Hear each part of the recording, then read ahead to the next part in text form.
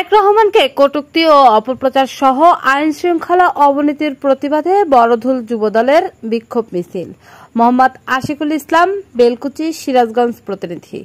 শনিবার 19 জুলাই 2025 সিরাজগঞ্জের বেলকুচি উপজেলার 6 নং বড়ধুল ইউনিয়ন যুবদলের উদ্যোগে বিক্ষোভ মিছিল অনুষ্ঠিত হয়। বিএনপির ভারপ্রাপ্ত চেয়ারম্যান দেশনায়ক তারেক রহমানকে নিয়ে কটূক্তি, বিএনপির বিরুদ্ধে চলমান অপপ্রচার এবং দেশের সাম্প্রতিক আইন শৃঙ্খলা অবনতির প্রতিবাদ জানাতেই এ কর্মসূচি নেওয়া হয়।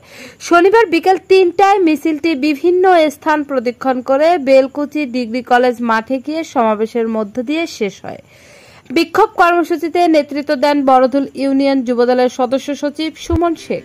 এতে আরও উপস্থিত ছিলেন ভারপ্রাপ্ত আহ্বায়ক মোহাম্মদ কসির আহমেদ, যুগ্ম আহ্বায়ক মোহাম্মদ ইব্রাহিম হোসেন এবং সহকারী যুগ্ম আহ্বায়ক মোহাম্মদ আলম সহ ইউনিয়ন যুবদলের নেতাকর্মীরা।